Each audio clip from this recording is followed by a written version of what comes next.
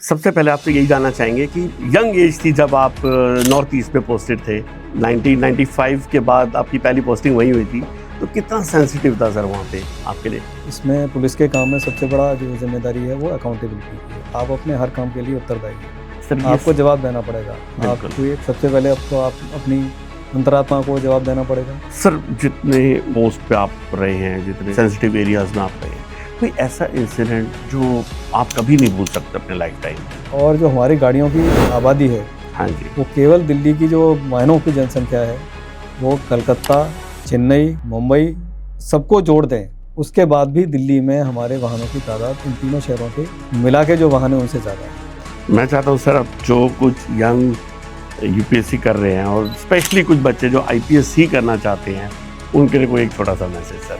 तो मेरे दोस्त थे इब्रार साहब, उन्होंने मुझसे पूछा कि जो बच्चा गायब हुआ था उसके बारे में, तो मैंने कहा सर अभी कुछ उसमें पता नहीं चला। तो उन्होंने मुझसे एक बात की कि अजय क्या ऐसा तो नहीं है कि गरीब का बच्चा इसलिए कम कोशिश की जा रही है? सर जब आप वुमेन सेफ्टी, जब एज एन सीपी थे, स्पेशल सीपी, और वुमेन सेफ्टी के लिए आपने सबसे पहला क्या नए कदम क्या उठाए? और उनके अंदर ये विश्वास नहीं जगाएंगे कि दिल्ली एक अच्छा शहर है, यहाँ अगर कोई शिकायत आती है तो सरकार, एडमिनिस्ट्रेशन, पुलिस हमारी बात सुनेगी, तब तक वो लोग असुरक्षित महसूस करते हैं। सर अगर आप अपनी जर्नी को सिर्फ एक हेडलाइन में लिखवाना चाहें तो क्या लिखवाएंगे?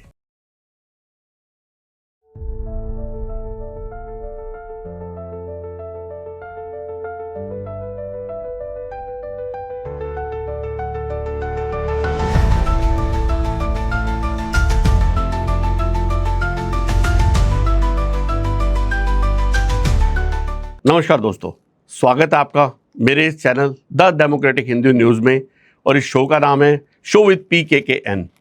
दोस्तों आज हमारे जो ऑफिसर गेस्ट हैं हमारे पॉडकास्ट में, उनकी पहचान एक विजनरी, एक देशभक्त और एक चेंज ओवर की है। ये 1996 बैच के एक IPS ऑफिसर हैं जिन्होंने अरुणाचल प्रदेश से लेकर बाटला हाउस और पब्लिक इंटरेस्ट जैसे बड़े अहम महकमों में काम किया है। तो आइए स्वागत करते हैं हम अपने इस चैनल में दिल्ली के special police commissioner Shri Ajay Chaudhary ji का। स्वागत है सर। नमस्कार, थैंक यू सर। सबसे पहले आपसे यही जानना चाहेंगे कि बहुत यंग एज थी जब आप नॉर्थ ईस्ट में पोस्टेड थे। 1995 के बाद आपकी पहली पोस्टिंग वहीं हुई थी, तो कितना सेंसिटिव था सर वहाँ पे आपके लिए?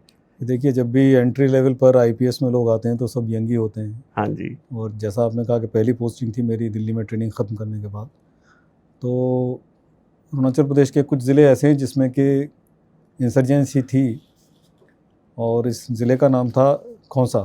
उसको तिरप के नाम से भी कहा जाता है। अच्छा। जो टाउन है उसका नाम खोंसा है और ज़िले का नाम तिरप है। तो ये नागालैंड और म्यांमार के साथ था। तो वहाँ पर उस वक्त NSCN-K और NSCN-IM, ओके, ये दोनों ही बहुत बड़े इंसर्जेंट ग्रुप्स हैं नॉर्थ ईस्ट के। तो ये दोनों ही एक्टिव थे वहाँ पर। तो बहुत जो चुनौती भरा माहौल था और चुनाव भी होने वाले थे, तो कुल मिला के स्थिति बहुत ही ज़्यादा सेंसिटिव थी उस ज़माने में। और सर वहाँ पे कम्युनिकेशन का और बहुत सारी चीज़ों की भी बहुत प्रॉब्लम रहती होगी उस दौरान। हाँ, सड़कें बहुत ख़राब थी उस ज़माने में, और सबसे बड़ी दिक्कत दिल्ली से जाने में आपको कम से कम 40 घंटे लगते थे। राजधानी जाती थी। हाँ। और पहले गुवाहाटी, गुवाहाटी से फिर डिब्रूगढ़, डिब्रूगढ़ से फिर सड़क से आप जाइए, और सड़क पे हमेशा जो है इस बात का ख़तरा रहता था कि कहीं कोई अटैक, एम्बुश भी हो सकता है। हाँ। लैंड माइंस भी लगी हुई थी, कई सारे इंसिडेंट्स हुए थे। तो ये पूरा रास्ता तिनसुकिया से होकर जाता है, और तिनसुकिया में उल्फा का जोर रहा है काफ़ी कुछ। और उसके बाद ये पूरा एक ऐसा ट्रायंगल सा बनता है जिसमें कि एक तरफ नागालैंड, एक तरफ म्यांमार, और इधर ये घने जंगल अरुणाचल प्रदेश के। तो कुल मिला के ऐसी परिस्थितियाँ थी जो कि अपने आप में वाकई बहुत ही संवेदनशील और मतलब रिस्की भी था। बहुत नाम उस टाइम हम लोग सुनते थे, उल्फा, अल्फा, ये 2 टेररिस्ट ग्रुप थे। बिल्कुल सर। सर उसी दौरान आपको इंटरनल सिक्योरिटी मेडल भी एक मिला था, तो उसका कुछ बताइए सर। कि देखिए, इंसर्जेंसी में काम करना हमेशा बहुत मुश्किल होता है, और जो कि वहाँ पर फिर ऐसे हालात बन गए, कई सारी किडनैपिंग्स हुई, कई सारी किलिंग्स हुई, सिक्योरिटी फोर्सेस पर भी एम्बिश हुए, कि ये सिचुएशन आई कि वहाँ पर एक यूनिफाइड कमांड इम्प्लीमेंट करनी पड़ी, जिसमें कि army, Assam rifles, CRPF, local police, India reserve battalion, सभी लोग मिलकर काम करते हैं। तो उस में जो कुछ हम लोग, हमारी टीम अरुणाचल पुलिस की तरफ से हम लोग कुछ कर पाए, जितना भी इंसर्जेंसी को कंट्रोल करने में और आर्मी को, आसाम राइफल को सपोर्ट देने में, तो उसकी वजह से फिर मुझे ये गृह मंत्रालय द्वारा इंटरनल सिक्योरिटी मेडल दिया गया था। Okay, that's great sir. 2003 में आप फिर दिल्ली आ गए और दिल्ली में एडिशनल सीपी थे आप। एडिशनल सीपी के दौरान सर ये जो हाई प्रोफाइल मैनेजमेंट होती है, ये कैसा आपको लगा कि अचानक इस तरीके के माहौल में आके काम करना? देखिए, दिल्ली सबसे में- पहले जितने भी पुलिस फोर्सेज हैं, उनकी जो ट्रेनिंग होती है, नेशनल पुलिस अकेडमी में हम लोगों की ट्रेनिंग होती है, वो बहुत ही डिटेल्ड होती है। पूरी 1 साल की ट्रेनिंग होती है, जिसमें हर चीज़, physical fitness, mental toughness, firing, riding, swimming, बहुत तमाम चीज़ें सिखाई जाती हैं, टैक्टिक्स सिखाई जाती है। तो उस ट्रेनिंग को करने के बाद फिर अगर आपको इंसर्जेंसी अफेक्टेड एरियाज़ में काम करने का मौका मिल जाए, तो आप लोग तो मेंटली आप मेंटली बहुत स्ट्रांग हो जाते हैं, Correct. टफ हो जाते हैं और किसी भी परिस्थिति का सामना करने के लिए तैयार रहते हैं। Correct. ये बात आपकी बिल्कुल सही है कि जो अर्बन पुलिसिंग है वो बिल्कुल अलग है और जो नॉर्थ ईस्ट की पुलिसिंग है वो बिल्कुल अलग है। लेकिन एक व्यवस्था ऐसी बनी हुई है कि आपके वरिष्ठ अधिकारी होते हैं, आपके कोलीग्स होते हैं, तो आप अडेप्ट कर लेते हैं, नई सिचुएशन के साथ बिल्कुल तालमेल बिठा लेते हैं। हाँ, तो हो सकता है इनिशियली आने के बाद 1 महीने कुछ चैलेंजेस रहे हों, डिफ़िकल्टीज़ रही हों, क्योंकि वक्त का एक बहुत बड़ा रहता है, दिल्ली में काम का बोझ बहुत ज़्यादा है। तो वो सामंजस्य बिठाने में हो सकता है 1 महीना ज़रूर लगा होगा। हाँ बहुत जी। पुरानी बात हो गई है अब, लेकिन धीरे धीरे आदमी सीख जाता है, हो जाता काम है। करना सीख ही जाता है। बिल्कुल सर, बिल्कुल। अच्छा, 2008 में सर बाटला हाउस एनकाउंटर हुआ था, सब जानते हैं उसके बारे में, और उसके बाद आप उस एरिया के डीसीपी रहे, तो सर बहुत सेंसिटिव माहौल था। आपने किस तरीके हैंडल किया और कैसे एक पब्लिक इंटरेस्ट को मैनेज किया? सितंबर 2008 में 19 सितंबर को शायद ये घटना हुई थी, जहाँ तक हाँ मुझे जी, याद है। हाँ जी। और 19 सितंबर की इस घटना के बाद 1 अक्टूबर से नया ज़िला घोषित किया गया था। साउथ ज़िले से एक दूसरा ज़िला बनाया गया, साउथ ईस्ट, जिसका नाम साउथ रखा गया। ईस्ट, हाँ जी। और जब मैंने पहले दिन वहाँ ज्वाइन किया, डडवाल साहब हमारे कमिश्नर ऑफ पुलिस होते थे, तो वहाँ कोई कंट्रोल रूम नहीं था हमारे पास, मेरा ऑफिस नहीं था कोई, और 1 या 2 अक्टूबर के आसपास ईद भी आ रही थी और तमाम इलाके में ये था कि साहब ईद के दिन हम लोग काली पट्टी बांध के नमाज़ पढ़ेंगे, क्योंकि एक विरोध का माहौल था, एक अविश्वास का माहौल था।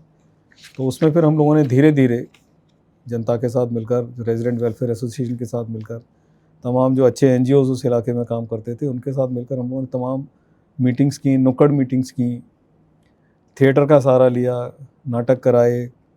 तो और जो जनता की आवाज़ थी कि उनकी बेसिक मूलभूत समस्याएं क्या हैं, तो एक चीज़ समझ में आई कि लोगों के ग्रीवांसेस इस घटना के साथ साथ कुछ ऐसे ग्रीवांसेस भी थे, जैसे कि कोई मकान नहीं बन सकता, सड़कें ठीक नहीं हैं, गलियां ठीक नहीं हैं, सीवरेज ठीक नहीं है, तो तमाम बहुत सारे इश्यूज़ मिल गए थे। तो एडमिनिस्ट्रेशन में हम सब लोगों ने मिलकर ये कोशिश की कि पहले जनता का विश्वास जीता जाए, और उसी क्रम में फिर हम लोगों ने एक जामिया नगर थाने के अंदर एक लाइब्रेरी की शुरुआत की। मेरा अगला सवाल वही था। जी। बिल्कुल ठीक सर, तो बिल्कुल। एक जिससे रेवोल्यूशनरी था वो। हाँ, वो एक कदम लिया गया जिसमें कि हालांकि विरोध भी काफ़ी था, लेकिन एक लोकल एनजीओ के साथ मिलकर हम लोगों ने, अच्छी। शिखर एनजीओ थी, उसके साथ मिलकर काम किया और लाइब्रेरी की स्थापना हुई। लाइब्रेरी में लड़के लड़कियां पढ़ने आना शुरू हुए और एक आगे चल के वो बहुत ही एक बड़े आंदोलन के रूप में बदल गया है। कम से कम उसी तर्ज पर, उसी पैटर्न पर 20 थानों के अंदर उस तरह की लाइब्रेरीज आज भी काम कर रही हैं, जिन पे लड़के लड़कियां फ्रीली आकर बैठते हैं। और केवल लाइब्रेरी नहीं है, काउंसलिंग सेंटर भी है, कोचिंग सेंटर भी है, क्लासेस भी होती हैं वहाँ पर, अच्छे Wonderful. बोलने वाले आते हैं। हाँ जी। तो इस तरह से इस चीज़ की शुरुआत की गई। वंडरफुल सर, बहुत अच्छा इनिशिएटिव था। सर एक आप एलजी साहब के साथ भी रहे हैं, तो एलजी के ओएसडी शायद ब्यूरोक्रेसी में आता है वो काम, वो पुलिसिंग से कितना डिफरेंट था? मतलब देखिए एलजी साहब के साथ। ये एक संयोग था कि जब मैं डीसीपी और एडिशनल सीपी रहा साउथ ईस्ट में, हाँ। तो उस वक्त जो जामिया के वाइस चांसलर थे नजीब जंग साहब, तो वो वाइस चांसलर थे और मैं ज़िले का डीसीपी था।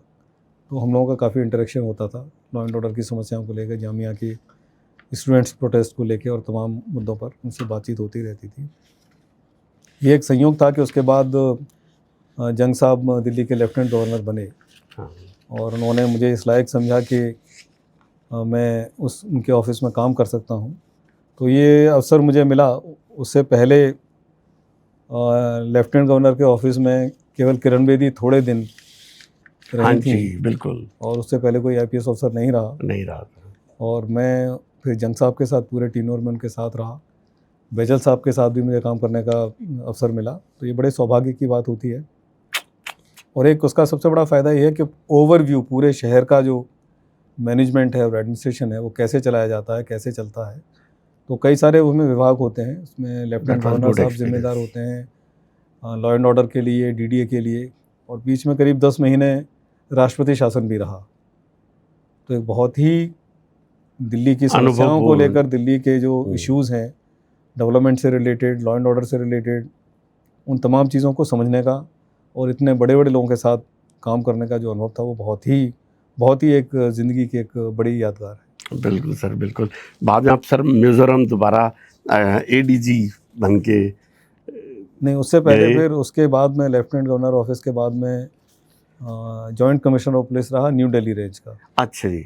जिसमें आपका जो पार्लियामेंट है, नई दिल्ली का इलाका है, सुप्रीम कोर्ट, राष्ट्रपति भवन, सारी तमाम एम्बेसीज़, और इसके साथ साथ न्यू दिल्ली डिस्ट्रिक्ट के साथ साथ उसमें साउथ वेस्ट भी आता है, हाँ जी, जो गुड़गांव बॉर्डर तक।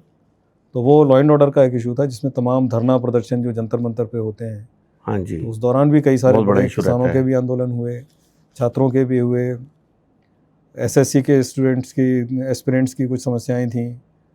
तो ये पूरा हमारा जो जंतर मंतर का हब है, ये प्रोटेस्ट साइट रही है।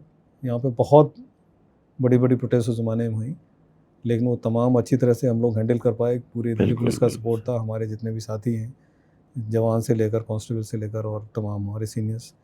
तो उसके बाद लेफ्टिनेंट गवर्नर ऑफिस के बाद मैंने न्यू दिल्ली में एज जॉइंट सीपी भी काम किया। Wonderful sir. निर्भया कांड के टाइम भी आपकी कुछ बहुत महत्वपूर्ण भूमिका रही है, और उसके बाद आप फिर जब स्पेशल सीपी रहे सर, वुमेन सेफ्टी इम्प्लीमेंट्स भी आपने बहुत सारे निर्भया कांड किए। का आपने जिक्र किया, उस टाइम नीरज कुमार साहब हमारे कमिश्नर ऑफ पुलिस हाँ होते जी, थे, और वो दिल्ली पुलिस के लिए और पूरे देश के लिए एक बहुत बड़ा चुनौती वाला मामला था। बिल्कुल, एक ऐसी घटना थी, एक ऐसी निर्मम घटना थी जिसने पूरे देश को, समाज को एक तरह से झकझोर दिया था, बिल्कुल हमारी सर। चेतना को। उसके बाद कानून भी बदले, और जो इंडिया गेट पर जो विरोध प्रदर्शन चल रहा था जिसमें बहुत सारे छात्र शामिल थे, और उसी वक्त रूस के राष्ट्रपति का आगमन हो रहा विजिट था, थी, अच्छा जी। तो वो बहुत ही, और एक गुस्सा भी था, रोष भी था जनता के अंदर। तो उस वक्त जो लॉ एंड ऑर्डर की सिचुएशन थी उसको हैंडल करने में, और फिर उसके बाद अपना पक्ष मीडिया में रखना था, तो उस वक्त मैंने दिल्ली पुलिस को तमाम प्लेटफॉर्म्स और तमाम जितने भी चैनल्स हैं उस पर मुझे कमिश्नर साहब ने आदेश दिया कि आप अपनी बात रखिए कि हम लोगों ने किस तरह इन्वेस्टिगेशन किया है, कितने दिन में अपराधियों को पकड़ लिया, और तमाम चीज़ें मैंने टीवी चैनल्स के माध्यम से सब लोगों के सामने रखी। तो सीनियर्स ने उसको काफ़ी अप्रिशिएट भी किया। बिल्कुल सर, उस पर फिल्म बनी और सीरीज़ बनी, और उसमें भी आपके भी इनपुट्स हमने सुने हैं, आपके थे। और सर जब आप वुमेन सेफ्टी, जब एज एन सीपी थे, स्पेशल सीपी, और वुमेन सेफ्टी के लिए आपने सबसे पहला क्या नए कदम क्या उठाए? वीमेन सेफ्टी देखिए दिल्ली पुलिस के हमेशा शुरू से ही प्रायोरिटी पर रहा है, और चुनौतियां यहाँ पर बहुत बड़ी हैं, क्योंकि उसका मुख्य कारण ये है कि यहाँ अजनबीपन बहुत है, लोग एक दूसरे को नहीं जानते हैं। तो बहुत से लोग ये समझते हैं कि मैं यहाँ कनॉट प्लेस में घूम रहा हूँ, मैं कोई छेड़छाड़ करके भाग जाऊँगा, निकल जाऊँगा, तो मैं पकड़ में नहीं आऊँगा। ये एक ऐसी मानसिकता बनी हुई थी। तो जब as special CP women and children, उसमें हमारा फोकस ये था, एक तो हमारा सबसे बड़ा कार्यक्रम चलता है पूरी दिल्ली में सेल्फ डिफेंस की ट्रेनिंग का, स्कूल के बच्चों का, लेडीज़ का, और हमने उसको ये कोशिश की कि इसको केवल स्कूलों तक सीमित न रखा जाए, इनको झुग्गी क्लस्टर्स में भी चलाया जाए और हर वर्ग की महिलाओं को इसमें शामिल किया जाए। Very nice. उसके अलावा हमने एक कोशिश की थी कि आजकल जो डिलीवरी बॉयज़ आपने देखे हैं, अब जोमेटो और इन तमाम एजेंसीज़ में डिलीवरी गर्ल्स भी हैं। हाँ, अभी है, बिल्कुल सर। तो बहुत सारी लड़कियां हैं और उनकी हमने समस्याएं सुनी, तो वो जाती थी, उनके बड़े ऐसे अनुभव थे कि जिनको आप सुनेंगे तो आपको लगेगा कि क्या हमारा समाज की क्या हालत है। मुझे एक उसने लड़की ने बताया कि वो डिलीवरी करने जा रही थी और पता चला कि, तो उनको ये हिदायत थी कि भाई आप दरवाज़ा इतना सा खोलेंगे कि जिसमें केवल आपका हाथ अंदर जाएगा, इतनी असुरक्षा की भावना थी, तो हमने उन लोगों को भी, जोमेटो की जो डिलीवरी गर्ल्स थी, उनको तमाम को सेल्फ डिफेंस की ट्रेनिंग कराई। Very good. कई सारे तमाम स्कूलों में हम लोगों ने कार्यक्रम आयोजित किए। तमाम जो NGOs काम कर रही हैं, और ख़ासतौर से हमारा एक बहुत ही महत्वाकांक्षी योजना थी, उस पर जितना काम होना चाहिए था वो नहीं हो पाया। जो हमारे रेड लाइट एरियाज़ हैं, वहाँ पे कई सारे बच्चे ऐसे होते हैं कि जो कि ट्रैफिकिंग करके लाए जाते हैं। बिल्कुल। उनका रेस्क्यू करना, उनको रिहेबिलिटेट करना, उसमें CSR में कई लोग आगे आ रहे थे, लेकिन उसके बाद अचानक फिर मेरा दूसरा असाइनमेंट मिल गया। लेकिन तमाम जो भी टीम थी वहाँ पर, उन सभी ने बहुत अच्छा काम किया और उस दिशा में लगातार प्रयास है। उसी के साथ साथ एक हमारी वहाँ पर नॉर्थ ईस्ट की यूनिट भी होती है, अच्छा। Special police unit for north east region. Okay. तो जो हमारे नॉर्थ ईस्ट के बच्चे होते हैं, कभी कभी उनको भी कुछ ऐसे सिचुएशंस का सामना करना पड़ता है जिसमें उनको कई मुद्दे लोग सुने परेशान करते हैं, या recently। उनको गलत नाम से बुलाते हैं, या उनको हैरेस करते हैं। तो तो उसके लिए हमारी तमाम हेल्पलाइंस, उनके माध्यम से तमाम उनके साथ मीटिंग्स करके, उनसे मिल के उनकी समस्याओं को सुनना, और उनके साथ साथ जो उनके नॉर्थ ईस्ट के रेजिडेंट कमिश्नर्स होते हैं, उनके साथ भी हमने मीटिंग से कि आप लोग भी आइए। अच्छा। क्योंकि ये सब मिलकर एक हल करने वाली समस्याएं हैं। बिल्कुल। और माइंडसेट को बदलने की चीज़ है। हाँ जी। जब तक हम अपने कमज़ोर वर्गों के लिए, चाहे वो दलित हों, महिलाएं हैं, आदिवासी हैं, हमारे पूर्वोत्तर के रहने वाले हैं, अगर हम इनकी समस्याओं को दिल से नहीं सुनेंगे, संवेदनशीलता से नहीं सुनेंगे, और उनके अंदर ये विश्वास नहीं जगाएंगे कि दिल्ली एक अच्छा शहर है, यहाँ अगर कोई शिकायत आती है तो सरकार, एडमिनिस्ट्रेशन, पुलिस हमारी बात सुनेगी, तब तक वो लोग असुरक्षित महसूस करते रहेंगे। और सभी देशवासियों के लिए है दिल्ली। जी बिल्कुल ठीक सर, बिल्कुल ठीक। सर, आप अभी समाज की हमने बात की, तो मैं ये जानना चाहूँगा सर, सिस्टमेटिकली क्या चेंज की ज़रूरत है वुमेन सेफ्टी के लिए? कुछ देखिए, सिस्टमेटिकली जो चेंजेस हैं, पहले तो जैसे मैं बार बार कह रहा हूँ, सिस्टमेटिकली तो आप कानून कड़े कर सकते हैं, जो निर्भया के बाद हाँ जी, तमाम कानूनों में बदलाव लाया गया, और अभी जो परिवर्तन लाया गया है, जो इसमें नई IPC भी आई हैं। तीनों जो नए कानून बने हैं, तो इसमें बड़े स्ट्रिंजेंट, कठोर कदम उठाए गए हैं, कठोर सजाएं का प्रावधान किया गया है। तो ये तो एक रेस्पॉन्स है जिसमें कि जिसके माध्यम से तुरंत न्याय हो, लंबी प्रक्रिया न चले न्याय की। तो तमाम डेडलाइंस फिक्स कर दी गई हैं, इन्वेस्टिगेशन इतने दिन में पूरा हो जाना चाहिए, फॉरेंसिक एविडेंस पर बहुत ज़्यादा जोर दिया जा रहा है। लेकिन जो चुनौती है, उसका हल कड़ा कानून और उसका इम्प्लीमेंटेशन नहीं है। सब लोग जानते हैं कि आप मर्डर करेंगे तो या तो उम्र कैद की सज़ा होगी, फांसी की सज़ा भी होगी, लेकिन उसके बाद भी घटनाएं होती हैं। तो महिला सुरक्षा के प्रति और महिलाओं के प्रति अपराध के जो मामलों में समाज को अंदर से संवेदनशील होना पड़ेगा, और पूरे समाज को इकट्ठा होकर, एकजुट होकर इस तरह की चीज़ का विरोध करना पड़ेगा। बिल्कुल ठीक सर, बिल्कुल ठीक। ये बहुत अच्छा मैसेज है हमारे लोगों के लिए। अब सर, हम अब आज की अगर बात करें, आप दिल्ली का एक बहुत अहम महकमा देख रहे हैं, ट्रैफिक, जो एक रूबिक क्यूब्स को सॉल्व करने जैसा है दिल्ली के ट्रैफिक को। तो ये कैसे आप संभालना होता है और कैसे इसको मेंटेन करना, थोड़ा सा समझाइए। हाँ, ये बहुत बड़ा काम है, और हाँ जी। सिर्फ ये दिल्ली का ट्रैफिक नहीं है, ये हाँ। दिल्ली का ट्रैफिक नहीं है। दिल्ली अब फिजिकली न नोएडा से अलग है, न गुड़गांव से अलग है, न फरीदाबाद से अलग है, बिल्कुल। तो न गाज़ियाबाद से अलग है। तो ये पूरा एक टोटल NCR की एक बड़ी प्रॉब्लम समस्या है। और जो हमारी गाड़ियों की आबादी है, हाँ जी, वो केवल दिल्ली की जो वाहनों की जनसंख्या है, वो कलकत्ता, चेन्नई, मुंबई, इन सबको जोड़ दें, उसके बाद भी दिल्ली में हमारे वाहनों की तादाद इन तीनों शहरों के मिला के जो वाहन है उनसे ज़्यादा है। बिल्कुल सर, बिल्कुल। और हमारी सड़कें वही है जो पहले थी, हमारे रास्ते भी उतने ही हैं। तो अब इसमें काफ़ी, जैसे PWD है, DDA है, NHAI है, तमाम एजेंसीज मिलकर काम कर रही हैं और नए प्लान बनाए जा रहे हैं। तो इसमें थोड़ा सा वक्त लगेगा, लेकिन सरकार के सभी अंग जो भी इसमें शामिल हैं, वो बहुत इम्प्रूवमेंट कोशिश कर रहे हैं। और अभी दिल्ली में नई सरकार आने के बाद से एक बिल्कुल ही युद्ध स्तर पर कार्य योजनाएं बनाई गई हैं, और हम लोग मेहनत कर रहे हैं कि दिल्ली का ट्रैफिक सुचारू रूप से चले। तो आपको लगता है सर, ये ऑड इवन सक्सेसफुल था, ये दोबारा आना चाहिए? नहीं, ऑड इवन तो एक बहुत ही एक्स्ट्रा ऑर्डिनरी और ग्रेव सिचुएशन थी, जबकि बहुत ज़्यादा पॉल्यूशन बढ़ गया था। हाँ जी। और लोग परेशान थे, बीमारियां बढ़ रही थी, बच्चे बीमार पड़ रहे थे, बुज़ुर्ग बीमार पड़ रहे थे। तो ऑडिविन पूरी साल नहीं चलाया जा सकता। हाँ जी, बिल्कुल, बिल्कुल, बिल्कुल। मेट्रो आई है, लेकिन मेट्रो भी ओवर क्राउडेड है हाँ जी। और लगातार लाइनें बढ़ रही हैं।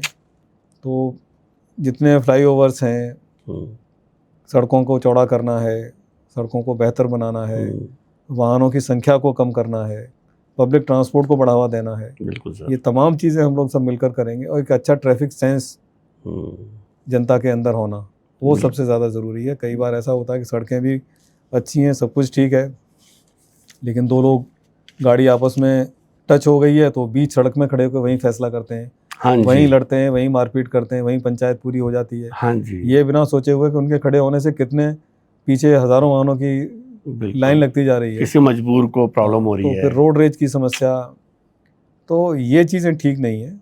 उसके लिए दिल्ली पुलिस ने, ट्रैफिक पुलिस ने, जो ट्रैफिक के वायलेशंस होते हैं, तो तमाम बहुत सारे जंक्शंस पर हुँ, कैमरे लगाए हैं जिनके माध्यम से ऑटोमेटिक चालान होते हैं। तो एक पूरी एक ड्राइव है और इसके आगे की भी एक योजना है जिसमें कि intelligent traffic management system, okay, जो पूरी दिल्ली के ट्रैफिक को संचालित करेगा एक सेंट्रल कमांड सेंटर से। किस रेड लाइट पर भीड़ नहीं है वो बता दिया जाएगा, तो वहाँ की उसको जल्दी रेड लाइट का ड्यूरेशन कम कर दी जाएगी। तो वही उसमें इंटेलिजेंट सिस्टम है एआई कि थ्रू। अब इसको इधर डाइवर्ट कर दिया जाए। हाँ, एआई का हुँ, भी इसमें इस्तेमाल होगा और अगर वो एक दिन जब आ जाता है तो काफ़ी आपको रिवोल्यूशनरी चेंजेस दिल्ली के ट्रैफिक मैनेजमेंट में दिखाई पड़ेंगे। Must be sir, must be. But देखिए सर, दिल्ली एक कैपिटल भी है और वीआईपी मूवमेंट्स भी यहाँ पर बहुत ज़्यादा रहती हैं। तो वीआईपी मूवमेंट्स के बीच में पब्लिक को और पब्लिक के ट्रैफिक को, इन सबको साथ में मैनेज करना, ये अपने आप में एक टास्क रहता होगा। नहीं, ये इसको वीवीआईपी कल्चर वाली बात नहीं है, ये वीवीआईपी मूवमेंट नहीं है। मुख्य बात यह है कि देश में कई आतंकवादी घटनाएं हुई हैं। हाँ जी, हमारे जो बड़े लीडर्स हैं वो टारगेट पर रहते हैं। हाँ जी, बिल्कुल। उनकी सुरक्षा को लेकर हम लोग पहले अपने प्रधानमंत्री खो चुके हैं। उसको लेकर हम कोई चांस नहीं ले सकते, कोई ऐसा नहीं कर सकते कि उनको भीड़ में शामिल कर दिया जाए और वो खड़े रहें नहीं, और नहीं, ट्रैफिक बिल्कुल अटक नहीं। जाए। हुँ, तो उसमें सुरक्षा का उद्देश्य ज़्यादा बड़ा होता है, बजाय इसके कि हम किसी को इसलिए रास्ता दे रहे हैं क्योंकि वो बड़े लीडर है, वो वजह नहीं है। ये वही जो मैनेजमेंट ही देश में बहुत। अभी एक घटना हुई है आपने देखा होगा, तो हमारे देश में कई जगह आतंकवादी संगठन काम कर रहे हैं, हाँ सक्रिय हैं। जी, बहुत बड़ी घटना हुई तो है। हम ये रिस्क नहीं ले सकते कि जो देश के, जैसे मान लीजिए हमारे देश में कोई दूसरे देश के राष्ट्राध्यक्ष आते हैं, प्रधानमंत्री आते हैं, तो ये हमारी जिम्मेदारी बनती है कि उनकी हमारी प्रायोरिटी पूरी रहती है। यात्रा, बिल्कुल। जितने दिन भी वो भारत देश में रहें, सुरक्षित रहें, वक्त से पहुँचें। तो ये तमाम एंगल्स हैं, इसमें केवल वीआईपी कल्चर की बात नहीं है। तो मुख्य उद्देश्य जो है कि सुरक्षा का है। तो सर, आपने बहुत सारे सेंसिटिव जोन में काम किया है, ऐसे माहौल में काम किया है। आपका काम करने का मंत्रा क्या है सर? आपका? ये मेरा अकेले का कोई मंत्र नहीं है। इसमें पुलिस के काम में सबसे बड़ा जो जिम्मेदारी है वो अकाउंटेबिलिटी की है। आप अपने हर काम के लिए उत्तरदायी हैं, सर ये आपको जवाब देना पड़ेगा। बिल्कुल। आपको ये सबसे पहले आपको आप अपनी अंतरात्मा को जवाब देना पड़ेगा।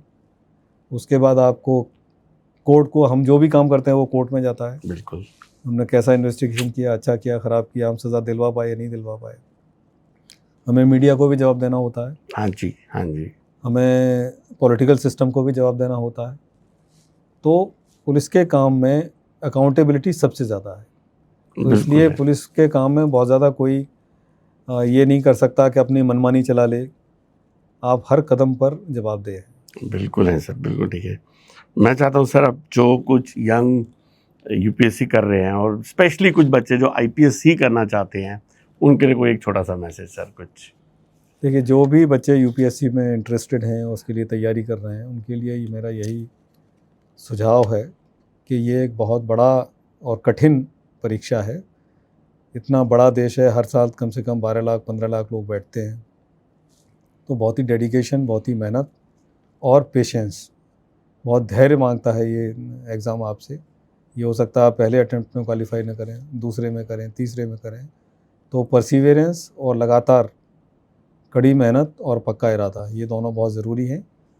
इसके साथ साथ इससे भी ज़्यादा महत्वपूर्ण जो बात मैं कहना चाहता हूँ वो ये है कि ये कोई जीवन का अंतिम लक्ष्य नहीं है।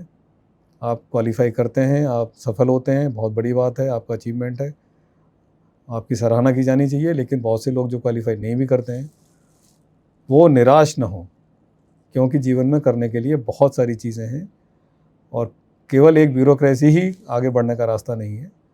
आप लेखक बन सकते हैं, आप अच्छे खिलाड़ी बन सकते हैं, आप अच्छे वैज्ञानिक बन सकते हैं, आप फिल्मों में जा सकते हैं, कहानीकार बन सकते हैं, पत्रकार बन सकते हैं, बहुत सारे प्रोफेशंस हैं। आप अपना स्टार्टअप कर सकते हैं, बिज़नेस कर सकते हैं। तो निराश होने जैसी कोई बात नहीं है। आप अपने उद्देश्य के लिए मेहनत करिए, प्लान बी रखिए अपने पास, और अगर इधर से असफलता मिलती है तो दूसरे क्षेत्रों में आगे बढ़ने के लिए आपकी तैयारी ही आपको इतना मजबूत बना देती है, तैयार कर देती है कि आप दूसरों से बेहतर कर सकते हैं। बिल्कुल सर। और मैं अपने व्यूवर्स को एक बात बताना चाहता हूँ, सर को पुलिस प्रेसिडेंट अवार्ड भी मिल चुका है। तो सर वो क्या मूवमेंट था आपके लिए, कितना एक महत्वपूर्ण था वो? ये जो अवार्ड्स होते हैं ये आपकी किसी एक घटना के लिए नहीं दिए जाते, ये आपके ओवरऑल जो आपकी सर्विसेज होती हैं उसके लिए दिया जाता है। बिल्कुल। और किसी भी अधिकारी के लिए, पुलिस अधिकारी के लिए मेरिटोरियस मेडल मिलना, दूसरे मेडल्स मिलना एक बहुत ही सम्मान की और गर्व की बात होती है। बिल्कुल। और हम सब लोग इस पर ज़रूर फख्र करते हैं। सर अगर आप अपनी जर्नी को सिर्फ एक हेडलाइन में लिखवाना चाहें तो क्या लिखवाएंगे? नहीं, ऐसी कोई इतनी बड़ी मेरी जर्नी नहीं है कि मैं कोई हेडलाइन इसकी बन सकती है।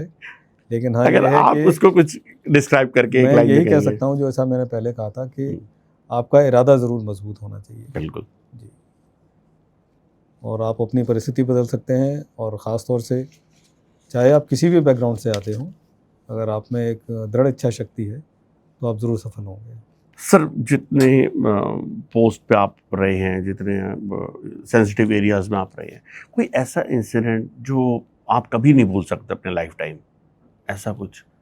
जी, मैं ज़रूर, घटनाएं तो बहुत सारी हैं, मैं बहुत कुछ इतने लंबे करियर में बहुत घटनाएं होती हैं। एक आप मैं जो सबसे चीज़ जो मैं आपको याद दिलाना चाहूँगा या बताना चाहूँगा वो ये है कि एक बार एक रेहड़ी पटरी वाले इंसान का एक बच्चा 4 साल का खो गया था। अच्छा। और जैसे वो अपनी पटरी लगाते हैं, बच्चा वहीं खेल रहा था, लेकिन खेलते खेलते वो चला गया या कोई उसको ले गया। और करीब 3 दिन हो गए, 3 दिन तक उस बच्चे का कुछ पता नहीं चला। और हमारे यहाँ एक रिपोर्टिंग का सिस्टम होता है कि हर सुबह आप अपने बॉस को ये बताते हैं कि पिछले दिनों में क्या घटनाएं हुई हैं। तो मेरे बॉस थे बरार साहब, उन्होंने मुझसे पूछा कि जो बच्चा गायब हुआ था उसके बारे में। तो मैंने कहा सर अभी कुछ उसमें पता नहीं चला है। तो उन्होंने मुझसे एक बात कही कि अजय, क्या ऐसा तो नहीं है कि गरीब का बच्चा इसलिए कम कोशिश की जा रही है?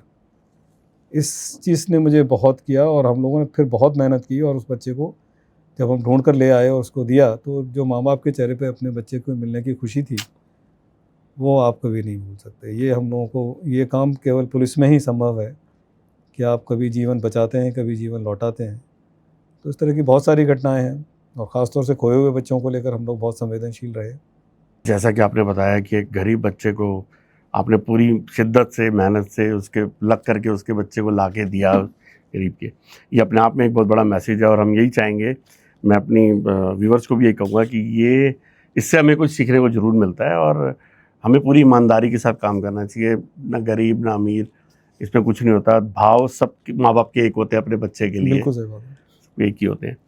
तो दोस्तों ये थे हमारे साथ दिल्ली के special police commissioner Ajay Chaudhary ji. बहुत अच्छा लगा होगा, मैं जानता हूँ आपको, इनकी जर्नी सुन के, किस तरीके से इन्होंने अपनी लाइफ में काम किया है, बहुत ही इंस्पिरेशनल थी।